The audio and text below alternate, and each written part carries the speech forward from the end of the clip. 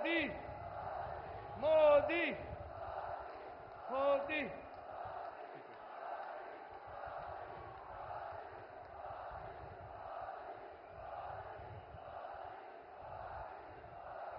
मोदी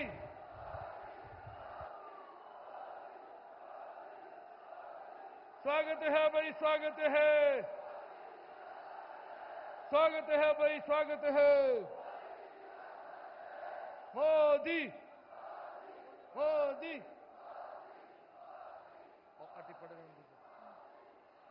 एक बार तालियों की जोरदार गड़गड़ाहट से हमारे देश के यशस्वी प्रधानमंत्री और हम सबके चहेते लाडले आदरणीय नरेंद्र मोदी जी का इस धोरा की धरती पे स्वागत है। स्वागत है भाई, स्वागत है, स्वागत है भाई, स्वागत है। श्री नरेंद्र मोदी जिंदाबाद। श्री नरेंद्र मोदी बोलो भारत माता की, भारत माता की। वंदे वंदे। स्वागत की इस कड़ी में मैं हमारे राजस्थान के माननीय मुख्यमंत्री श्री भजनलाल जी शर्मा से निवेदन करूंगी कि वे हमारे यशस्वी प्रधानमंत्री जी का राजस्थान की आन बान शान का प्रतीक साफा पहनाकर उनका स्वागत करें। इसी बीच साथियों, तालियां बजती रहनी चाहिए। आपकी तालियों की गूंज पूरे मैदान में बिखरनी चाहिए।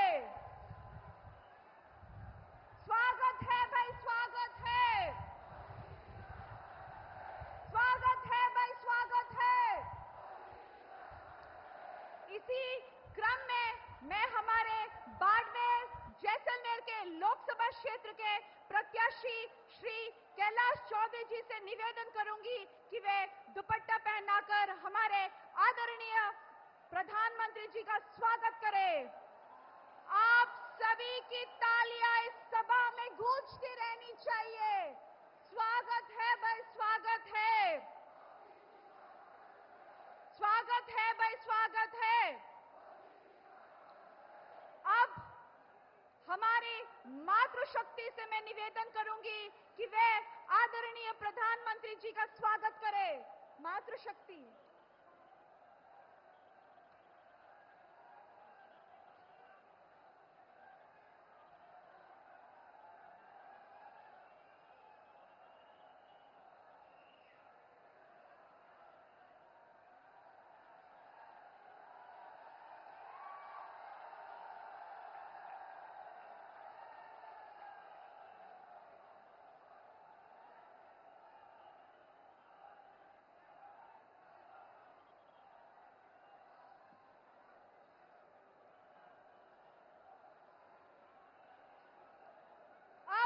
उद्बोधन की इस कड़ी में मैं निवेदन करूंगी हमारे राजस्थान के भागीरथ, राजस्थान के आदरणीय मुख्यमंत्री साहब श्री भजनलाल जी शर्मा जी, वे पधारे और इस विशाल जनसभा को संबोधित करें। श्री भजनलाल जी।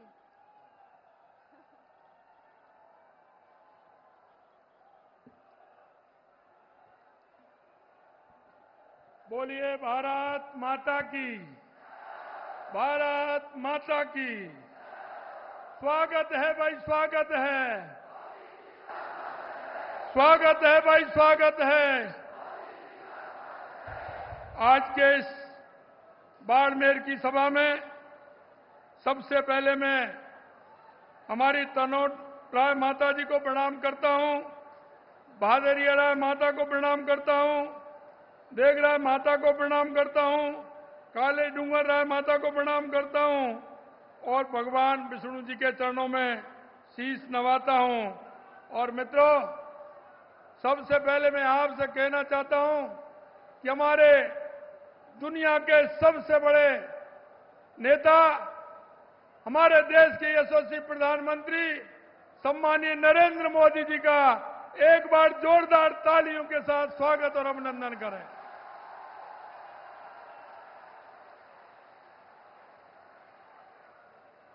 मंच पर विराजमान हमारी पार्टी के वरिष्ठ नेता पूर्व प्रदेश अध्यक्ष सम्मानीय अरुण चतुर्वेदी जी, हमारे केंद्रीय मंत्री और इस लोकसभा के प्रत्याशी भाई कैलाश चौधरी जी, हमारे कैबिनेट में मंत्री भाई जोगाराम जी, कुमावत साहब, के बिश्नोई साहब, हमीर सिंह जी भायल हमारे विधायक सिवाना, आदूराम जी विधायक चौटन, डॉक्टर प्रियंका चौधरी विधायक बाड़मेर, अरुण चौधरी जी विधायक पचमदरा, छोटू सिंह जी भाटी विधायक जैसलमेर एवं हमारे जिलाध्यक्ष जैसलमेर और बाड़मेर, बालोतरा, हमारे मदन जी राठौर, हमारे राज्यसभा के सांसद शंकर सिंह जी राजपुरोहित साहब, मैं बाड़मेर जैसलमेर के गांव गांव ढाणी ढाणी से आए मेरे पूजा योग बुजुर्गों, नौजवान दोस्तों और इतनी बड़ी संख्या में आई माता बहनों, आप सभी को मैं नमन करता हूं, आपका वंदन करता हूं, आप सभी को प्रणाम करता हूं। मित्रों, मैं बताना चाहता हूं कि हमारे देश के यशस्वी प्रधानमंत्री नरेंद्र मोदी जी ने इस राजस्थान की धरा पर पूरे प्रदेश की जनता की ओर से बहुत बहुत स्वागत और अभिनंदन करता हूं। और मैं आपसे कहना चाहता हूं, हमारे देश के यशस्वी प्रधानमंत्री नरेंद्र मोदी जी ने के नेतृत्व में देश के बोयामी विकास हो रहा है। विज्ञान हो या स्वास्थ्य हो या फिर आधारभूत ढांचा हो, विकास हर क्षेत्र में भारत ने अतुलनीय विकास इन 10 सालों में किया है। स्वास्थ्य के क्षेत्र में अगर हम बात करें, हमारे देश के यशस्वी प्रधानमंत्री जी ने देश में अस्पताल सेवाओं, स्वास्थ्य सेवाओं को विकास का ऐतिहासिक कार्य किया है। पिछले 10 सालों में 15 नए एम्स खोले गए, जबकि 2014 से पहले सिर्फ 7 एम्स देश के अंदर थे। पिछले 10 सालों में देश में 319 नए सरकारी मेडिकल खोले गए। ये पूरे देश के अंदर रिकॉर्ड है कि 10 साल के अंदर 319 मेडिकल कॉलेज खोले गए। पिछले 9 वर्षों में राजस्थान में भारत सरकार की ओर से 23 मेडिकल कॉलेज खोले गए हैं। 23 मेडिकल पूरे राजस्थान के अंदर। वो 2014 से 2023 तक एमबीबीएस सीटों की संख्या 51,000 से बढ़ाकर 70,000 डॉक्टरों की संख्या बढ़ाकर माननीय हमारे प्रधानमंत्री जी ने की है। देश भर में 10,000 से ज्यादा प्रधानमंत्री जन औषधि केंद्रों को आमजन की सस्ती दवाओं के लिए माननीय प्रधानमंत्री जी ने खोला है, क्योंकि यह सीमावर्ती क्षेत्र है। मैं रक्षा के क्षेत्र में हमारा आत्मनिर्भर होता हुआ भारत माननीय प्रधानमंत्री जी के नेतृत्व में रक्षा के क्षेत्र में तेजी से आत्मनिर्भर हो रहा है। और ये नहीं, रक्षा के क्षेत्र में हो रहे विकास मैं आपको बताना चाहता हूं। भारत ने स्वदेशी रूप से विकसित हल्के लड़ाकू हेलीकॉप्टर प्रचंड को भारतीय वायुसेना में शामिल किया गया है। आईएनएस विक्रांत हो या अर्जुन टैंक हो, तेजस एयरक्राफ्ट हो या पिनाका रॉकेट हो या फिर ब्रह्मोस मिसाइल, इन सब का उत्पादन भारत के अंदर होता है। इससे 2014 से पहले भारत के अंदर एक भी निर्माण इस तरह का नहीं होता था। मैं निश्चित रूप से देश के यशस्वी प्रधानमंत्री नरेंद्र मोदी जी के नेतृत्व में इतना बड़ा काम रक्षा के क्षेत्र में हुआ है। हमारे प्रधानमंत्री जी के फैसलों से वैश्विक महामारी के बावजूद हम सबसे तेजी से बढ़ती हुई अर्थव्यवस्था 2024 में 2.6% की अनुमानित विकास दर के साथ भारत दुनिया की सबसे तेजी से बढ़ती प्रमुख अर्थव्यवस्थाओं में से एक है। यूपीआई से विश्व के 40% डिजिटल लेन देन अब भारत में हो रहा है। वित्त वर्ष 2023-24 में भारत का कुल निर्यात $776 अरब के सर्वकालिक उच्च स्तर पद पर पहुंच चुका है। प्रधानमंत्री मुद्रा योजना में 25.5 लाख करोड़ के 43 करोड़ से अधिक ऋण स्वीकृत हो चुके हैं। दुनिया भर में हर 10 में से एक यूनिकॉर्न भारत में है। आधारभूत ढांचे की अगर हम बात करें तो यशस्वी प्रधानमंत्री जी के नेतृत्व में आधारभूत ढांचा तेजी से विकसित हो रहा है। देश की आखिरी छोर से तक सड़क, रेल एवं बिजली पहुंच रही है। और आपने भी देखा है मित्रों, मैं आपसे कहना चाहता हूं, जब भारतमाला की जो हमारी योजनाएं जब उस पर चलते हैं तो आपको कैसा महसूस होता है।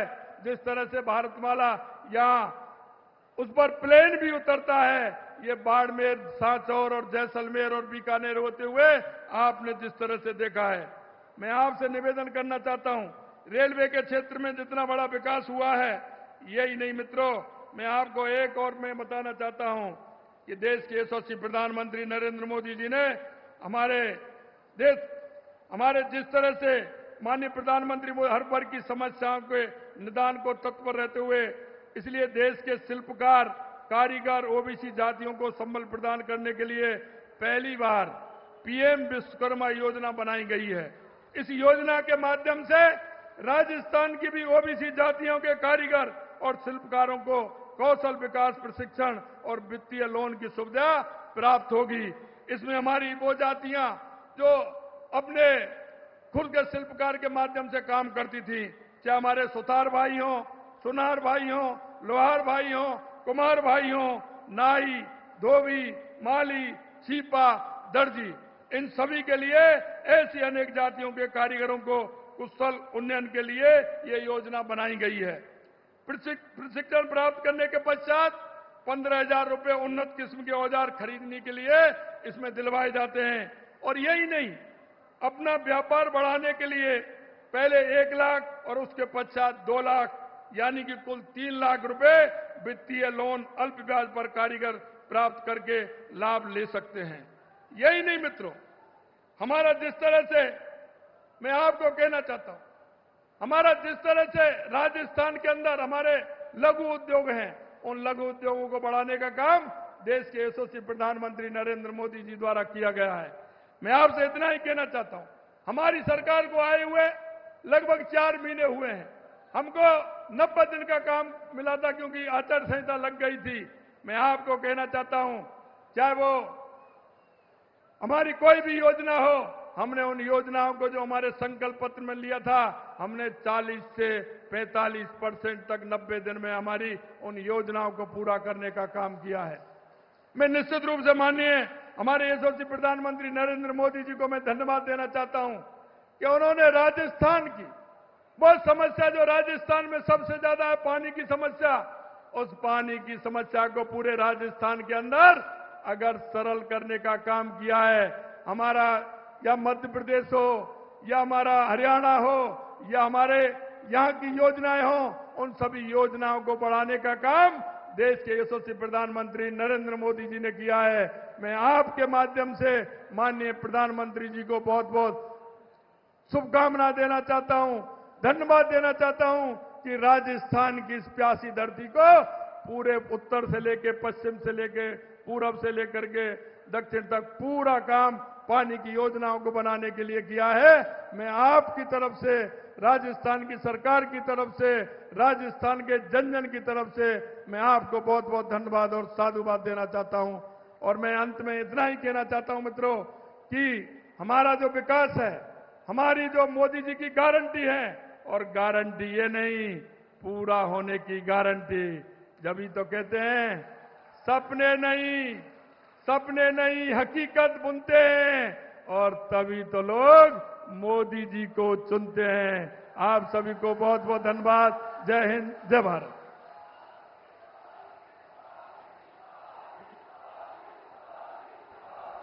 आदरणीय सीएम साहब का हार्दिक धन्यवाद। मुझे पूरा विश्वास है कि बाड़मेर की इस पावन धरा पे उठी ये गूंज प्रत्येक कार्यकर्ताओं में उत्साह भरने का कार्य करेगी।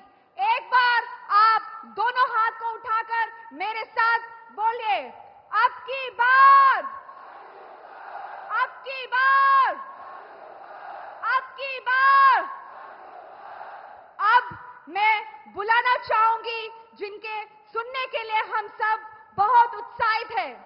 दुनिया के सबसे बड़े नेता, लाखों करोड़ों युवाओं के आदर्श, विश्व के सबसे लोकप्रिय नेता, जिसकी गारंटी पर भी गारंटी है, दाल बाटी चूरमा, पूरे देश के सूरमा, हमारे प्रधानमंत्री जी आदरणीय नरेंद्र मोदी साहब।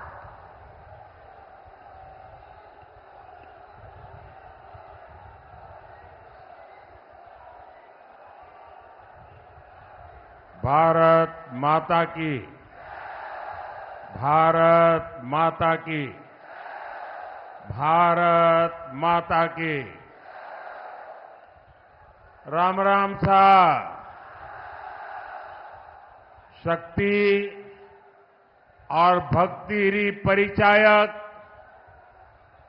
चैत्रीय नवरात्रा रे चौथे दिन माता कुष्मांडा रे स्वरूप ने मारो कोटि कोटि प्रणाम। बाढ़ाणे और जैसैणे रे वासियों ने मारी घणे मानसू। राम राम। मैं सबसे पहले तो बहन ममता जी को बधाई देता हूं। इतना शानदार संचालन कर रही है आप। मैं बहुत अभिनंदन करता हूं आपका। आज नवरात्रि के पावन अवसर पर मुझे सिद्धों और शूरवीरों की धरती एक बार फिर आप सबके दर्शन करने का सौभाग्य मिला है। ये वो धरती है जिसके वीरों की कहानियां आज भी सीमा पार खौफ पैदा करती है। जिस रेगिस्तान की गर्मी में अच्छों की हिम्मत दम तोड़ देती है, वहां आपके हौसले के सामने गर्मी भी कुछ नहीं कर पाती। ये जन सैलाब, ये जन समर्थन बताता है बाड़मेर की जनता बीजेपी को भरपूर आशीर्वाद देने का संकल्प ले चुकी है। इस चुनाव में आपका एक एक वोट विकसित भारत की नींव मजबूत करेगा। ये चुनाव दल का नहीं, देश का चुनाव है।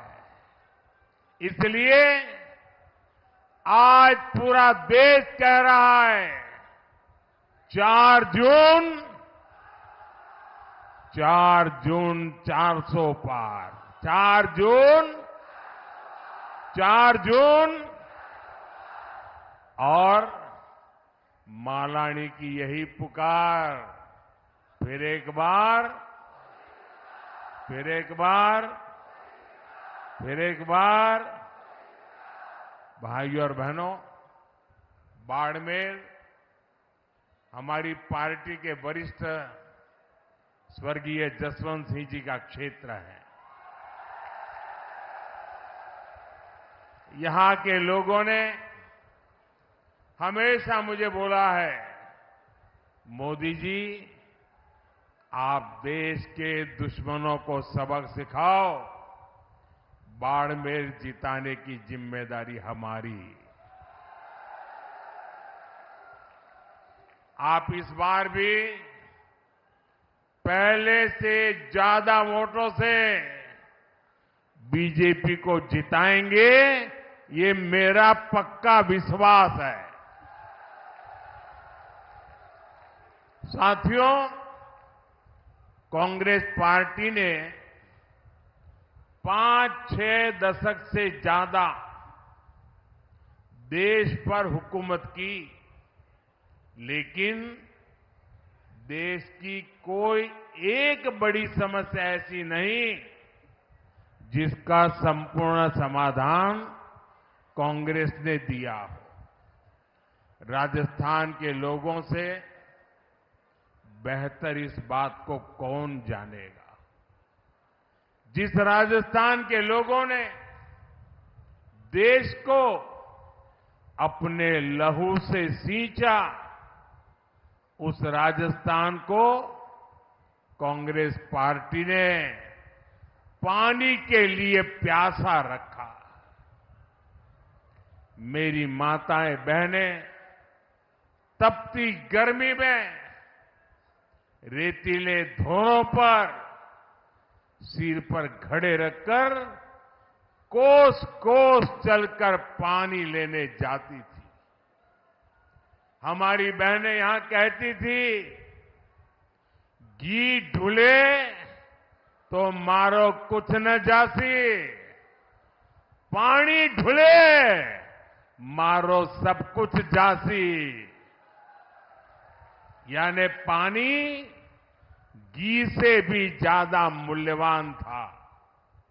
लेकिन 70 साल तक किसी ने इन माताओं बहनों की नहीं सुनी। जब आपने आपके बेटे मोदी को सेवा करने का मौका दिया, मैंने जल जीवन मिशन शुरू करके इस त्रासदी को खत्म करने का बीड़ा उठाया। जल जीवन मिशन से हमने राजस्थान के 50 लाख घरों तक पानी पहुंचाया है।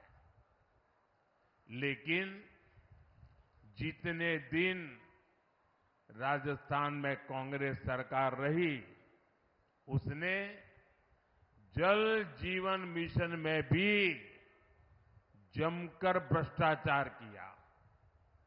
कांग्रेस ने राजस्थान तक पानी लाने के लिए ईआरसीपी परियोजना भी पूरी नहीं होने दी। वहीं हमारे भजनलाल शर्मा जी की सरकार ने 100 दिन के भीतर ही ईआरसीपी परियोजना को पास करवाया है। हरियाणा से पानी का समझौता भी हो गया है और हम लोग तो चाहे राजस्थान हो या चाहे गुजरात हो, हम लोग तो लाखा बंजारा को अपना आदर्श मानने वाले लोग हैं। हमारा संकल्प है कि हम राजस्थान के हर घर तक पानी पहुंचाएं। साथियों, कांग्रेस की सोच ही विकास विरोधी है। ये लोग देश के सीमावर्ती गांवों को देश के आखिरी गांव कहते हैं। ये लोग सीमावर्ती जिलों को, वहां गांवों को जानबूझकर विकास से वंचित रखते थे। और आप हैरान हो जाएंगे, क्यों रखते थे, क्या तर्क देते थे? ऑफिशियली बताते थे। वो कहते थे कि सीमा के पास विकास होगा तो दुश्मन देश के भीतर आकर कब्जा करने की संभावना बढ़ जाएगी। ये शर्म की बात है कि नहीं भाई? क्या हम इतने बुद्धिल हैं कि हम बढ़िया रास्ते बनाए तो दुश्मन उस पर चढ़ जाएगा? क्या बात करते हो? शर्म आनी चाहिए आपको। आप मुझे बताइए, किस दुश्मन के कलेजे में इतनी हिम्मत है कि वो बाड़मेर की सीमा में घुसकर कब्जा करने की सोचे?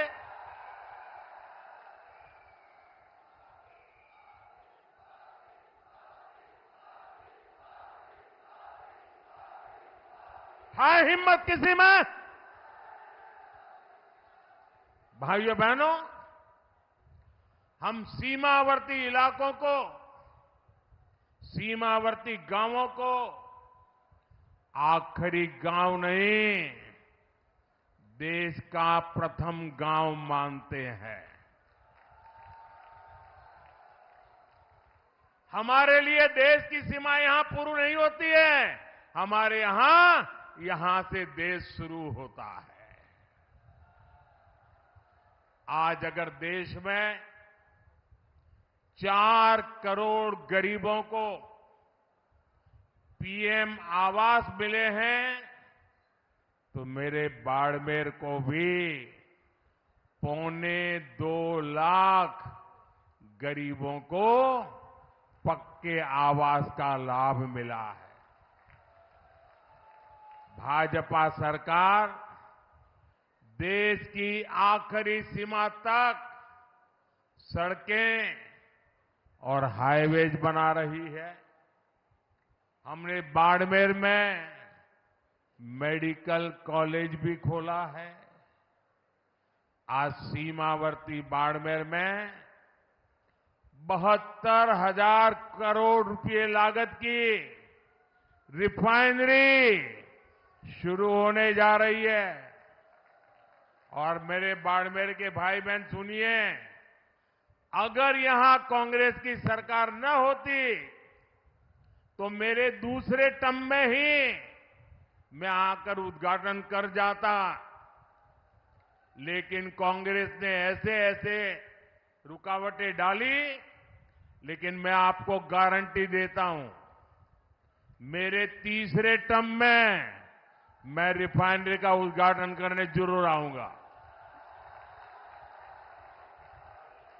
और जिस दिन रिफाइनरी के उद्घाटन के लिए आऊंगा, उस दिन इस चुनाव विजय के लिए धन्यवाद भी करने आऊंगा। आने वाले समय में इस इलाके में रोजगार के अवसर पैदा होंगे, युवाओं के लिए नए रास्ते बनेंगे। मेरे बाड़मेर के भाई बहन जो पुराने लोग हैं, वो जब मेरी ये बात सुनते हैं तो उनको लगेगा या ये संभव है, ये होगा क्या? स्वाभाविक है कि ऐसी मुसीबतों में उन्होंने जिंदगी गुजारी है। यहां से पलायन होना बहुत स्वाभाविक था। मां बाप भी बच्चों को कहते थे, भाई कहीं और चले जाओ, यहां रह के क्या करोगे? वो दिन थे। ऐसा ही हाल कच्छ का था। मैं गुजरात का अनुभव बताता हूं आपको। कच्छ का भी हाल ऐसा ही था। लेकिन 2001 के भूकंप के बाद गुजरात के लोगों ने मुझे सेवा का मौका दिया। आज पूरे हिंदुस्तान का सबसे तेज विकास करने वाले जो जिले हैं, उसमें आज कच्छ जिला पहुंच गया है। मुंबई में जमीन की जो कीमत होती है, वो कच्छ की जमीन की कीमत हो गई है। अगर कच्छ बदल सकता है तो बाड़मेर बदल सकता है कि नहीं बदल सकता है? बदल सकता है कि नहीं बदल सकता है? मैं ये करके आया हूं और इसलिए मैं गारंटी देता हूं, ये भी मैं करके रहूंगा। यहां के एयरपोर्ट में भी पिछली सरकार ने जमकर रोड़े अटकाए थे। अगर कांग्रेस ने बेवजह ब्रेक न लगाया होता तो यहां का एयरपोर्ट 2 साल पहले ही चालू हो जाता। साथियों, कांग्रेस ने जिन लोगों को दशकों तक नहीं पूछा, मोदी उनको पूजता है। हमारे आदिवासी समाज के बच्चे आगे बढ़े, इसके लिए हम एकलव्य मॉडल आवासीय स्कूल खोल रहे हैं। आदिवासी समाज को सिकल सेल एनीमिया से मुक्ति दिलाने के लिए हम अभियान चला रहे हैं। भाजपा ने आदिवासी समाज को सम्मान दिलाने के लिए देश को पहली महिला आदिवासी राष्ट्रपति दी है। हमारे गांव ढाणियों की महिलाएं, मेघवाल समाज, लंगा, मंगणियार समाज के लोग पीढ़ियों से हस्तकला का काम करते आए हैं। भाजपा ने पहली बार उन्हें आगे बढ़ाने के लिए पीएम विश्वकर्मा योजना शुरू की है। अपनी मेहनत से रेत में भी फसल उगाने वाले यहां के किसानों को भी कभी किसी ने नहीं सराहा। आज हम किसानों के सीधे उनके खातों में पीएम किसान सम्मान निधि भेज रहे हैं। किसानों की आय बढ़े, इसके लिए हम मोटे अनाजों को, श्री अन्न को पूरी दुनिया में प्रमोट कर रहे हैं। ये हमारा बाजरा कोई पूछता नहीं था, सिर्फ हम गांव के लोग खाते थे। आपको जानकर के खुशी होगी, अभी मैं जब अमेरिका गया तो अमेरिका ने राष्ट्रपति ने अपने घर में व्हाइट हाउस में बड़ा भोज रखा था, लेकिन मजा देखिए, उस भोज में जितनी चीजें खाने के लिए बनाई थी वो हमारे मोटे अनाज में से बनाई थी। हमारे बाजरे, हमारा ज्वार उसमें से बनाई थी। दुनिया में जो मेरा छोटा किसान पानी के अभाव में खेती करता है, मोटा अनाज पैदा करता है, मैंने दुनिया को समझाया है ये मामूली अनाज नहीं है, ये सुपर फूड है, सुपर फूड। आपकी सेहत के लिए उत्तम फूड है। और मैं दुनिया में आपके किसानों के द्वारा बनाई ये बाजरा ज्वार दुनिया में बेच रहा हूं। दोस्तों, मूंग का समर्थन मूल्य भी आज जितना है उतना कभी नहीं था। मोदी आपके सुख दुख में आपके साथ है, क्योंकि आपके सपने ही मेरे संकल्प है। साथियों, एससी, एसटी, ओबीसी भाइयों और बहनों के साथ दशकों तक भेदभाव करने वाली कांग्रेस आजकल एक पुरानी रिकॉर्ड बजा रही है। जब भी चुनाव आता है, संविधान के नाम पर झूठ बोलना ये इंडिया अलायंस के सब साथियों की फैशन बन गई है। वो कांग्रेस जिसने बाबा साहब के जीते जी उन्हें चुनाव हरवाया, जिसने बाबा साहब को भारत रत्न नहीं मिलने दिया, वो कांग्रेस जिसने देश में आपातकाल लगाकर संविधान को खत्म करने की कोशिश की, आज वो मोदी को गाली देने के लिए संविधान के नाम पर झूठ की आड़ ले रही है। ये मोदी है जिसने देश में पहली बार संविधान दिवस मनाना शुरू किया। ये कांग्रेस वालों ने संविधान दिवस मनाने का विरोध किया था। पार्लियामेंट में भाषण है उनका। क्या बाबा साहब का ये अपमान है कि नहीं है? संविधान का अपमान है कि नहीं है? इतना ही नहीं, ये मोदी है जिसने बाबा साहब से जुड़े पंच तीर्थों का विकास किया। इसलिए बाबा साहब और संविधान का अपमान करने वाले कांग्रेस और इंडिया अलायंस के झूठों से, उनकी गपबाजी से सावधान रहने की जरूरत है। और कांग्रेस वाले सुन लें, ये 400 सीट की बात देश की जनता ने इसलिए की है कि आपने 10 साल पार्लियामेंट में मुझे अच्छे काम करने के लिए रोकने की लगातार कोशिश की है। और इसलिए देश आपको, कांग्रेस को सजा देना चाहता है और साफ कर देने का मन बना लिया है। और जहां तक संविधान का सवाल है, आप मान के चलिए और मोदी के शब्द लिख के रखिए, बाबा साहब आंबेडकर खुद आ जाए तो भी संविधान खत्म नहीं कर सकते हैं। हमारा संविधान सरकार के लिए गीता है, रामायण है, महाभारत है, बाइबल है, कुरान है, ये सब कुछ हमारे लिए हमारा संविधान है।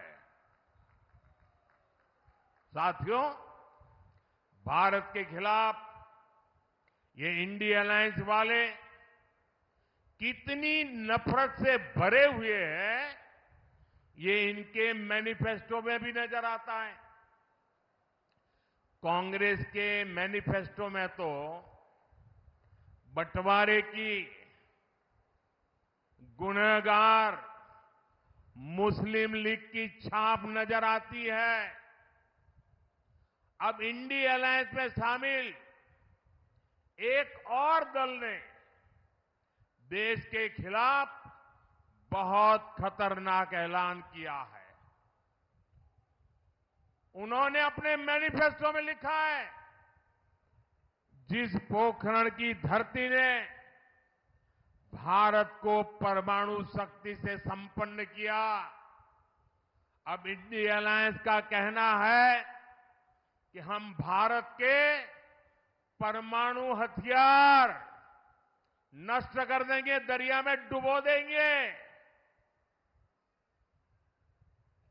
भारत जैसा देश जिसके दोनों तरफ पड़ोसियों के पास परमाणु हथियार हो, क्या उस देश में परमाणु हथियार समाप्त करना, इसकी सोच ये समाप्त करना चाहता है इंडिया अलायंस? क्या परमाणु हथियार समाप्त होने चाहिए? मुझे सबका जवाब चाहिए। क्या परमाणु हथियार समाप्त होने चाहिए? क्या परमाणु हथियार समाप्त होने चाहिए? मैं जरा कांग्रेस को पूछना चाहता हूं, आपके ये साथी, ये आपके इंडिया अलायंस के साथी किसके इशारे पर काम कर रहे हैं? ये कैसा गठबंधन है जो भारत को शक्तिहीन करना चाहता है? आखिर किसके दबाव में आपका ये गठबंधन हमारे परमाणु ताकत को समाप्त करना चाहता है? एक तरफ मोदी भारत को शक्तिशाली राष्ट्र बनाने में जुटा है, वहीं इंडी गठबंधन वाले भारत को कमजोर देश बनाने का ऐलान कर रहे हैं। माता तनोट राय की धरती के लोग क्या इसे स्वीकार करेंगे? कमजोर देश आपको मंजूर है? शक्तिहीन देश आपको मंजूर है? क्या ऐसा सोचने वालों को सजा देंगे? इस चुनाव में सजा देंगे? कमल पर वोट दबा करके उनको सजा देंगे? और इसलिए पूरे देश के लोगों को इंडी गठबंधन से सतर्क रहने की जरूरत है। साथियों, जिस भारत मां के लिए हम अपने जीवन की परवाह नहीं करते, ये कांग्रेस पार्टी उसे सिर्फ एक जमीन का टुकड़ा मानती है। और इसलिए कांग्रेस के राष्ट्रीय अध्यक्ष राजस्थान की वीर भूमि में आकर कहते हैं कि मोदी ने कश्मीर से 370 हटाया तो राजस्थान से उसका क्या लेना देना, क्या वास्ता? यहां आकर के बोल के गए हैं। ये राजस्थान की राष्ट्रभक्ति पर ऐसा सवाल करने की हिम्मत करते हैं? जिस राजस्थान के वीरों ने सीमा पर कश्मीर के लिए सीने पर गोलियां खाई, उससे पूछते हो कि कश्मीर से क्या वास्ता? इस बाड़मेर के सपूत भीखाराम मुंड ने करगिल युद्ध में अपना बलिदान दे दिया था। और कांग्रेस कहती है कि कश्मीर का राजस्थान से क्या वास्ता? जिस राजस्थान में, कश्मीर में जन्मे बाबू साहब रामदेव जी की घर घर पूजा होती हो। उससे पूछते हो कि कश्मीर से क्या रिश्ता? जब कश्मीरी हिंदुओं को उनके घर से खदेड़ा गया था, तब कितने ही परिवारों को राजस्थान ने बसाया था, गले लगाया था। और ये पूछते हैं कि राजस्थान का कश्मीर से क्या वास्ता? अरे उनको पता नहीं होगा।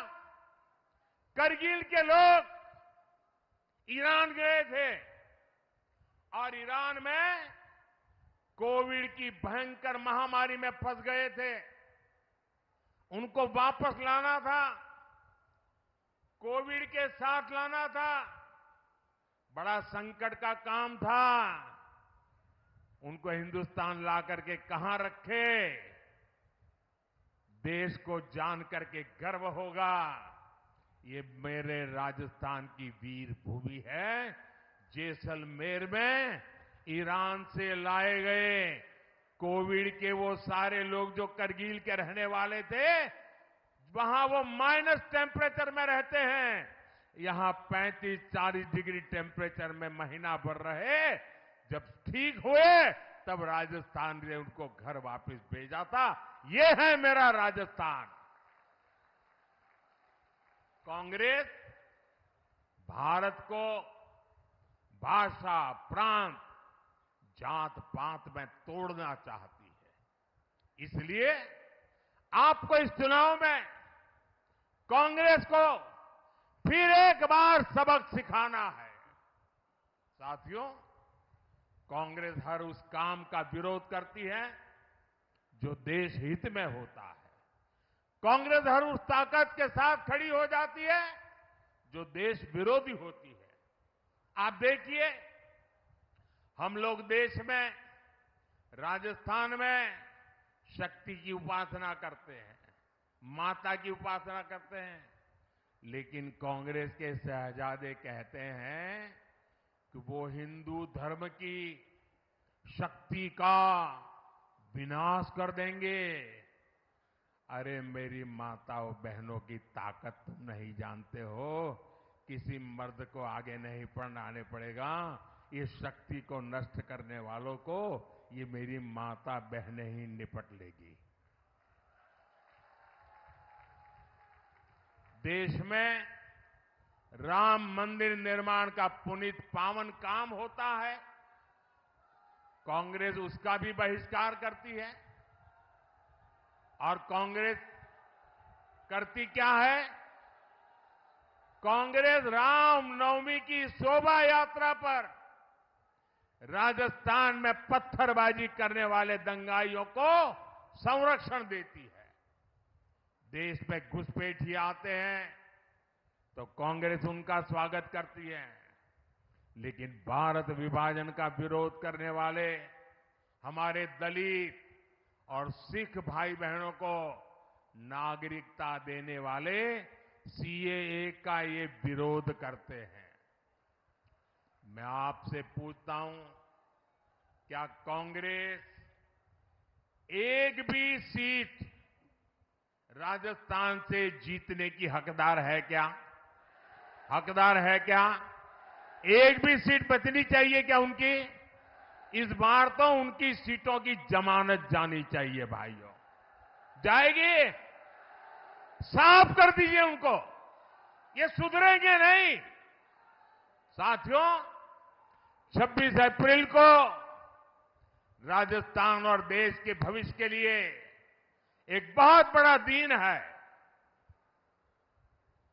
और मैं रिफाइनरी के उद्घाटन के लिए जब आऊंगा तब आपको मैं याद कराऊंगा कि इसका महत्व क्या है। भारतीय जनता पार्टी ने बाड़मेर से कमल की जिम्मेदारी भाई कैलाश चौधरी जी को दी है। इसलिए आपको मोदी की गारंटी पर भरोसा करते हुए कमल पर बटन दबाने के लिए प्रार्थना करने आया हूं। आपके आशीर्वाद लेने आया हूं। मेरी माताएं बहनों के आशीर्वाद, मेरे नौजवानों के आशीर्वाद, मेरे बुजुर्गों के आशीर्वाद, धानी धानी मेरे किसान भाई बहनों के आशीर्वाद, यही मेरी ऊर्जा है, यही मेरी ताकत है। चाहे जितनी गर्मी हो, 26 अप्रैल को सुबह सुबह ही कमल का फूल खिलना चाहिए। खिलेगा?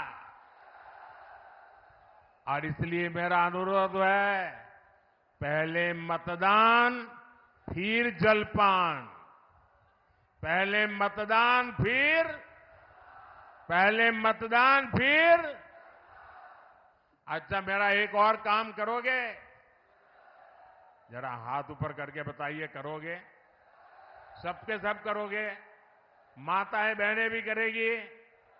देखिए, पहले तो मैं राजस्थान में बहुत घूमा हूं, सब दूर जाता था, संगठन का काम करता था, इन सबके साथ कंधे से कंधा मिलाकर के काम किया है। लेकिन अब आपने इतना काम दिया है कि मैं सब जगह पे जा नहीं सकता हूं। तो मेरा एक काम करोगे? घर घर जाकर बताइएगा कि अपने मोदी बाड़मेर आए थे और मोदी ने आपको प्रणाम कहा है। मेरा प्रणाम पहुंचा दोगे? हर परिवार में मेरा प्रणाम पहुंचाओगे? हर माता बहन को मेरा प्रणाम पहुंचाओगे? हर बुजुर्ग को मेरा प्रणाम पहुंचाओगे? जब इन सबको मेरा प्रणाम पहुंचेगा ना, तो वो मन से मुझे आशीर्वाद देंगे और वो आशीर्वाद मुझे ऐसी ताकत देगा कि विकसित भारत का सपना पूरा करने के लिए मैं अपनी पूरी ऊर्जा लगा दूं। मेरे साथ बोलिए, भारत माता की, भारत माता की, भारत माता की। बहुत बहुत धन्यवाद।